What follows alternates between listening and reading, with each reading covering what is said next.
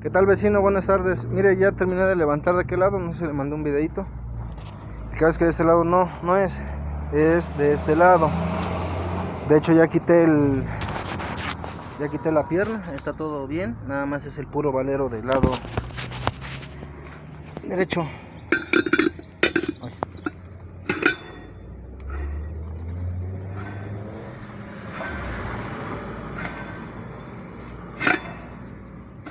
Hay que cambiarlo.